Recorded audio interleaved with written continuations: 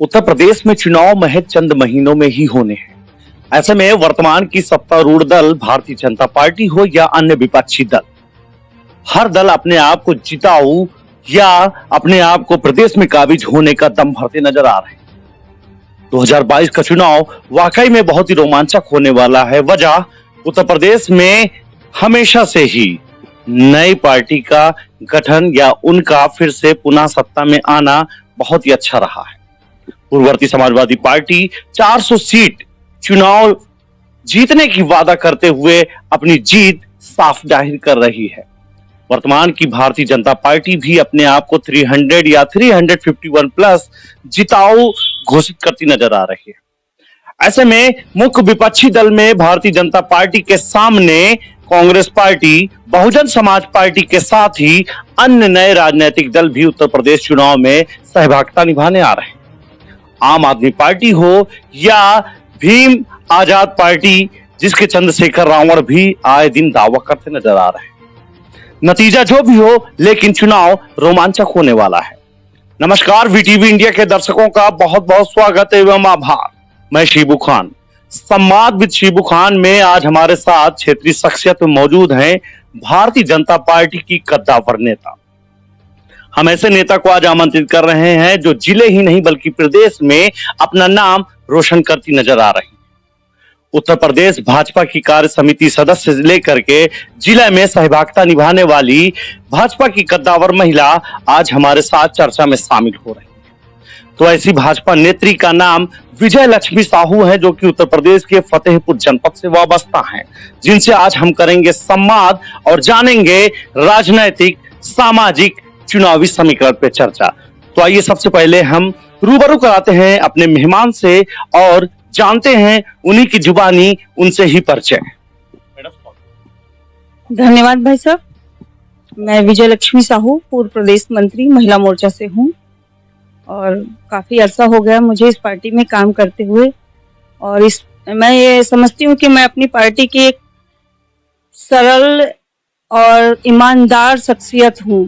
अपनी पार्टी के प्रति मैं हमेशा ईमानदारी से काम करना ही पसंद करती हूँ। तो मैडम आइए अब चर्चा को आगे बढ़ाते हैं। चुनाव 2022 का शुरू होने वाला है। कुछ राजनीतिक दल पूरी तरीके से एक्शन मोड में भी आ चुके हैं। वर्तमान में चूंकि आपकी राजनीतिक दल भाजपा सत्तारूढ़ दल है, पिछले 2017 में जो चुनावी वादे हुए थे, जैसे सबका साथ, सबका विकास जैसे नारे दिए थे, एक शब्द और जुड़ा था, सबका विश्वास। क्या लगता है प्रदेश की जनता ये बात जानना चाहती है, क्या वास्तव में ये सबका साथ, सबका विकास, सबका विश्वास बढ़ा है या इस पे भी कुछ कसर बाकी? मुझे लगता है जो 60 सालों में नहीं हुआ वो आज तक के रिकॉर्ड में देखिए। जो इतने जब से माननीय प्रधानमंत्री जी, माननीय मुख्यमंत्री जी बने हैं, उसके बाद से लगातार विकास की एक तरह से भारत देश में लहर मतलब आ गई है, ये देखा जाता है।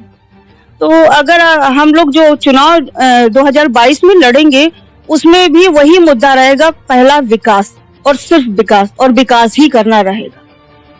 तो जिस तरीके से आपने फिर से वादा किया कि हम जो पिछले ट्रैक था विकास को लेकर, डेवलपमेंट की बात हुई है, फिर से 2022 में उत्तर प्रदेश में आए दिन बढ़ रही घटनाएं, चाहे जो सब आप कांड उठा के देख लीजिए, लखीमपुर खीरी हो, हाथरस कांड हो, उन्नाव कांड हो, ऐसी घटनाओं के बाद क्या लगता है आपको कि जनता में विश्वास पुनः बना पाएंगे? बिल्कुल, मैं इसलिए कहूंगी कि जब से हमारे उत्तर प्रदेश के माननीय मुख्यमंत्री जी आए हैं, उत्तर प्रदेश से गुंडा राज खत्म हुआ है।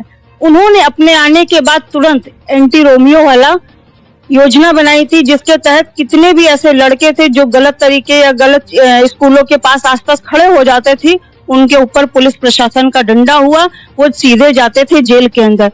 आज ये स्थिति है कि मैंने देखा कि इन सब चीजों में लगाम लगाई गई है। यहाँ तक कि पिंक पुलिस, इस तरह की भी व्यवस्था करी गई है। हर थाने में महिला पुलिस रहती हैं जो उनकी आराम से बात सुनती है। तो मैं समझती हूँ कि इन सब चीजों में बहुत लगाम लगाई गई है। तो आप ये समझिए, महिलाएं इस समय सुरक्षित हैं और पहले से घटनाओं में बहुत ज्यादा सुधार हुआ है। तो जिस तरीके से दावा करती नजर आ रही कि पहले से अब में बहुत बदलाव और सुधार हुआ है। खैर ये तो जनता अच्छी तरीके से जानती है कि बदलाव हुआ या नहीं हुआ। खैर अन्य मुद्दों पे अगर बात करें तो आज वो हाल नहीं है जो 2017 में। 17 में महंगाई इतने चरम पे नहीं थी जो आज है, तो ऐसे में महंगाई बड़ा मुद्दा बन सकता है। तो इस महंगाई जैसे जो मामला चल रहा है, मुद्दा चल रहा है, आए दिन हो हल्ला मचना, हड़ताल होना या तमाम तरीके प्रदर्शन होना, ऊपर से 3 कृषि कानून वापस लिए जाने की प्रधानमंत्री नरेंद्र मोदी जी द्वारा घोषणा करने के बाद क्या लगता है, क्योंकि आप उत्तर प्रदेश से बिलोंग करते हैं, उत्तर प्रदेश में किसान वर्ग ज्यादा बसता है, तो ऐसे में क्या लगता है कि भाजपा जो किसान है या वोटर्स हैं उन्हें समझा पाए? देखिए, माननीय प्रधानमंत्री जी ने जो किसान बिल वापस लिया है वो देश हित में लिया है वापस। और जो वहां पर आंदोलन के लिए बैठे थे धरना प्रदर्शन में, वो किसान थे ही नहीं, वो इस तरह के व्यक्ति थे। उनको कहां से इतना बड़ा फंडिंग मिल रही थी कि वो इस तरह से एसी लगा करके आराम से इतने महीनों तक बैठ सकें। आप ये समझिए, किसान के पास तो टाइम ही नहीं होता है काम करने के अलावा, और कुछ जानता ही नहीं, वो इस तरह की कहाँ गलत हरकतें कर सकता है। तो आप समझिए ये जो कुछ भी हुआ है वो ऐसे लोगों, विपक्ष के द्वारा ये बैठाए गए हुए लोग हैं या तो षड्यंत्रकारी लोग हैं जो वहां आंदोलन कर रहे थे। बाकी उन्होंने, प्रधानमंत्री ने जो कुछ भी वापस लिया है बिल, वो सिर्फ देश हित के हिसाब से लिया और कुछ भी ऐसी समस्या नहीं। भाजपा की मुख्य विपक्षी दल समाजवादी पार्टी ने 400 सीट जीतने का दम भरा है, तो क्या लगता है सिर्फ 3 सीट ही भाजपा के खाते में आने वाली है? ये तो मुझे लगता है वक्त ही बताएगा। बबुआ और बुआ से पूछना चाहिए कि ये 3 सीट आएंगी हमारे पास कि 400 आएंगे। ये उन्हीं से सवाल पूछना चाहिए तो ज्यादा अच्छा उत्तर मिलेगा मुझे लगता है। क्या लगता है आप? क्योंकि मुझे मालूम है कि जो विकास हम लोग कर रहे हैं, विकास को देखते हुए जब हम लोग गाँव में जाते हैं, क्षेत्रों में जाते हैं, तो वहाँ की जो महिलाओं को हम लोगों ने सुविधाएं दी हैं, जो लोगों को सुविधाएं दी हैं, वो नलों पे, हैंडपंप के पास आप देखिए या उनके चौके के पास हम जब पहुंचते हैं तो ये कहती, हम तो भैया वोट देवे मोदी जी का, योगी जी का, हमका रसोई गैस को दीनिस, वाहे दीन है, हमका शौचालय को दीनिस, हमको वही दीन है, तो इसलिए हम वोट उनको देंगे। हमारे फतेहपुर में केंद्रीय विद्यालय खुला, हमारे यहाँ मेडिकल कॉलेज खुला, उसके अलावा आप देखिए 2 करोड़ गैस सिलेंडर मिलने थे, उसमें से 1 करोड़ केवल उत्तर प्रदेश में मिला है, तो उसका असर तो पड़ेगा ही। आप देखिए जो आवास मिल रहे हैं लगातार लोगों को, जो अभी बाकी भी रह गए उनकी भी लिस्ट लगातार बनती जा रही है। तो मुझे नहीं लगता है कि महिलाओं को या किसी को कष्ट है, जो भी है सबके सब यही कहते हैं कि हमको किसी से नहीं लेना देना, हमको केवल मोदी और योगी को वोट देना है, जो हमारे देश के लिए कुछ करने के लिए क्षमता रखते हैं। आप उसके अलावा भी देखिए, जब भी हमारे देश में कोई ऐसी परेशानी आई या हमारे नौजवानों को, जवान सिपाहियों को मारा गया, तो मोदी जी ने डट करके सामना किया है और उनका उत्तर भी दिया है। चर्चा में जिस तरीके से आपने महिलाओं का समर्थन, महिलाओं का साथ होना आपने दावा किया है, तो ऐसे में भाजपा की एक मुख्य विपक्षी दल कांग्रेस पार्टी भी मैदान में। कांग्रेस की नेता प्रियंका गांधी वाड्रा ने साफ कहा है, यदि हम इस चुनाव में 40% महिलाओं को आरक्षण देने जा रहे हैं, तो क्या लगता है कांग्रेस की इस नीति के आगे भाजपा कोई नई चाल चलेगी या भाजपा सिर्फ हवा में ही कांग्रेस की इस बात को मान रही है? मैं प्रियंका गांधी जी से ये पूछना चाहती हूँ कि जब वो 60 साल उनके पास सत्ता थी, उस समय वो 40% महिलाएं कहाँ चली गई थी? आज उनको क्यों याद आ रहा है? क्या पहले महिलाओं का विकास नहीं हो सकता था? पहले भी हो सकता था, लेकिन उनको ये लगता है कि हम लोग कुछ नहीं हमारे पास है, तो महिलाओं को प्रलोभन दे करके हम किसी तरह कुछ सीटें तो मिल जाएं। आज ये स्थिति है बस।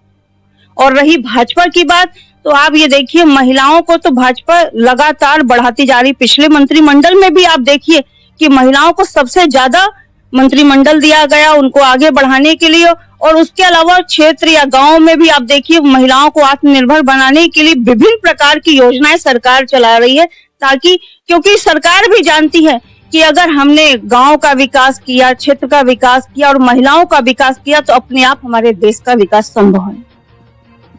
तो चर्चा में अभी हमने देश की बात करी, प्रदेश की बात करी, आइए वर्तमान में जिले पे भी नजर डालते हैं। वर्तमान में जिले में 6 विधानसभा सीट हैं, जिनमें सभी पर 5 पे भारतीय जनता पार्टी और 1 सीट पर भारतीय जनता पार्टी की घटक दल अपना दल के विधायक वर्तमान में। साथ ही जिले में उनमें से 2 स्टेट में मिनिस्टर हैं और जो यहाँ की सांसद हैं वो वर्तमान में मोदी कैबिनेट में भी मंत्री हैं। इतना सब कुछ होने के बाद भी विकास आज भी पिछड़ों में काउंट होता है, माना जाता है। तो ऐसे में क्या लगता है, विकास जिले में भी हुआ है या नहीं?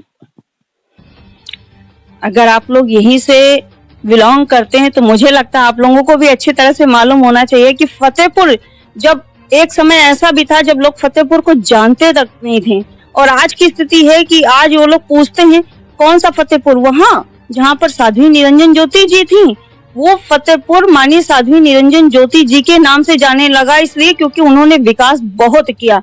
उन्होंने हर तबके का, चाहे गरीब वर्ग हो, चाहे पिछड़ा वर्ग हो, चाहे जो भी जैसा भी व्यक्ति रहा, सब तक पहुंचने का प्रयास किया है और फतेहपुर में ज्यादा से ज्यादा वो विकास करना भी चाहती है। इसीलिए आप देखिए हफ्ते में 2 या 3 दिन या 4 दिन जब भी उनको मौका मिलता है वो फतेहपुर में निवास करके लोगों के बीच में रहती हैं।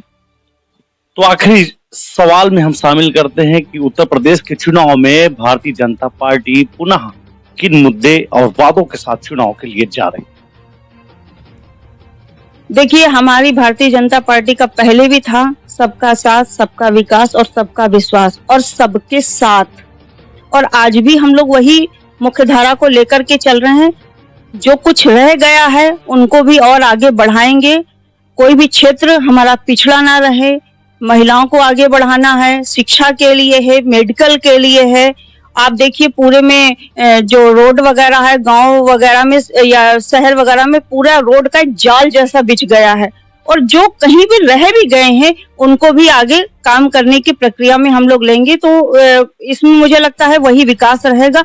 और आप देखिए कि हमारा जो कार्यकर्ता है, भाजपा सबसे बड़ी पार्टी हमारे देश की पार्टी बन चुकी है और आज भी हम लोगों का सदस्यता अभियान चल रहा है। हमारा एक एक कार्यकर्ता सोने के समान है और हर बूथ पर 21 सदस्यों की कमेटी होती है और वो 21 सदस्य पूरे गांव को तालमेल बैठा करके उनको लोगों को बताते हैं हमारी योजनाओं के बारे में, और आगे आने वाले चुनाव में हमारे चुनाव में विशेष स्थिति उनका मेन जो होता है वो बूथ अध्यक्ष का होता है, जो हमारे गांव की लड़ाई लड़ता है या हमारे लोगों की लड़ाई लड़ता है। आप देखिए जब हमारा कोरोना काल भी आया था उस समय केवल भाजपा का ही कार्यकर्ता एक ऐसे कार्यकर्ता थे जो जमीन पे आकर के लोगों के बीच में अपनी स्वास्थ्य को न ध्यान में रखते हुए लोगों के बीच में जा करके काम कर रहे थे। अन्न वितरण का काम किया, जो भी उनसे बन सकता था वो किया।